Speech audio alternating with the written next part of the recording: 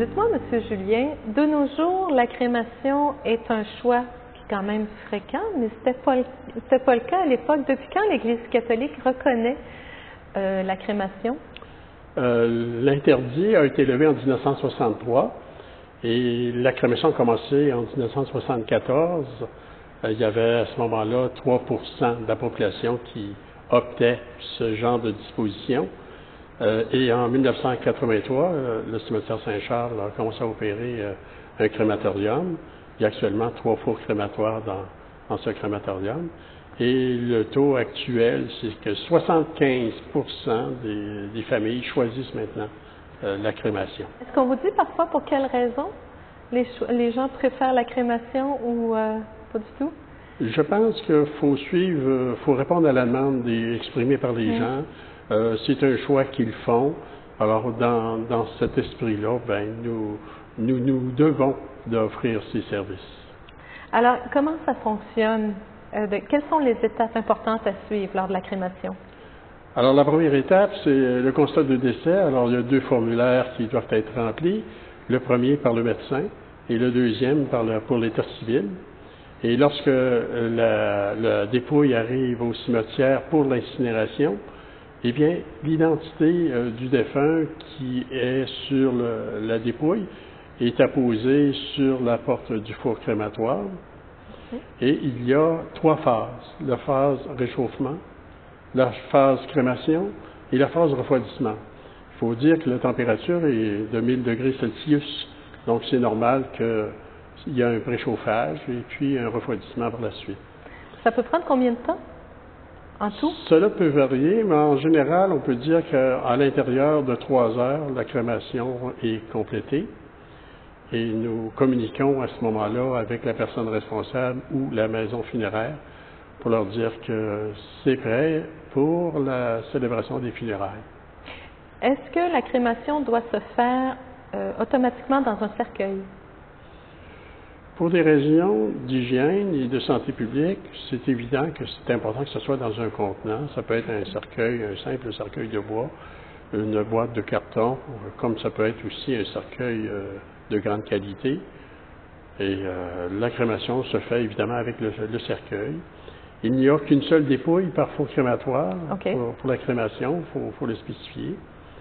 Et je dois dire aussi que si les gens expriment le désir d'être présents lors du début de la crémation, ils peuvent l'être. Il s'agit de faire des arrangements, de nous aviser pour que nous puissions céduler un rendez-vous pour faire en sorte qu'il y ait un four de disponible. Donc, c'est possible. C'est vraiment une demande que vous rencontrez, qu'il y a des gens qui vous font d'accompagner finalement le défunt jusqu'à la toute fin. C'est un désir qui est quelquefois exprimé et nous sommes ouverts parce qu'à travers la difficulté du moment, il y a aussi une guérison qui se fait par le deuil en ayant suivi toutes les étapes de la disposition du corps. Et les cendres, ça peut représenter excusez-moi l'expression, quelle quantité, quel poids peut-être? Parce que finalement, c'est les os, d'abord et avant tout. C'est les os, effectivement, qui ont été égrenés, broyés, si on veut, qui sont placés dans une urne. Généralement, une urne entre 200 et 300 pouces cubes. En moyenne, 240 pouces cubes. Alors, tous les restes de la personne sont mis de manière intégrale dans l'urne cinéraire. Et on dit des cendres, mais vous me dites que c'est quand même assez massif, c'est quand même assez lourd. Oui, c'est pas de la cendre, comme on peut sous-entendre, comme la cendre de cigarette, là, qui vole facilement au vent. Au contraire, c'est lourd et ça s'envole pas du tout au vent.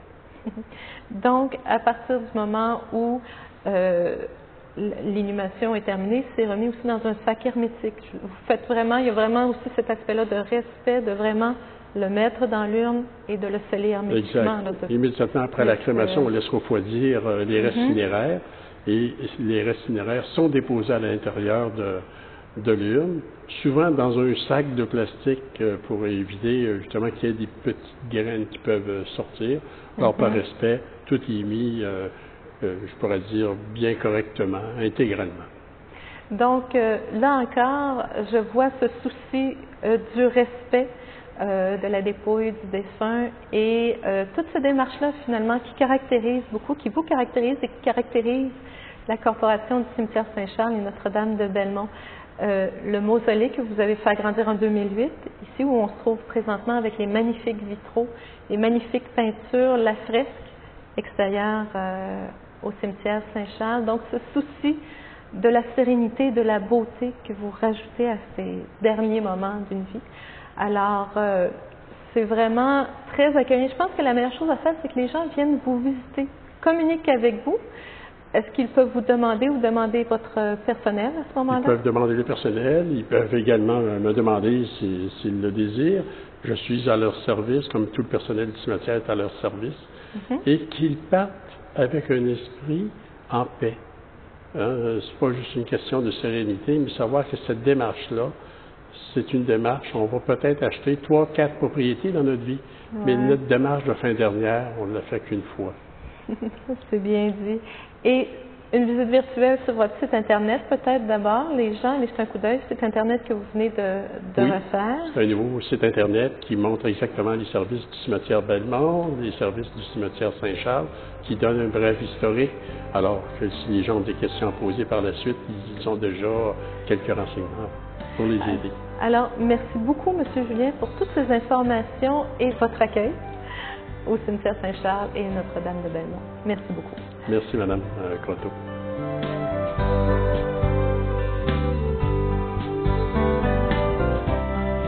En cette fin d'émission, je ne peux que vous suggérer de venir vous promener, de profiter de ces magnifiques cimetières-jardins et en même temps de venir visiter les mausolées qui sont attenants au cimetière. Alors, j'espère que cette émission vous a plu et moi, je vous souhaite une bonne semaine sur les ondes de Télémail. Au revoir. Chronique vous a été présentée par le cimetière Saint-Charles et le cimetière Notre-Dame de Belmont. Nous embellissons le monde de la commémoration.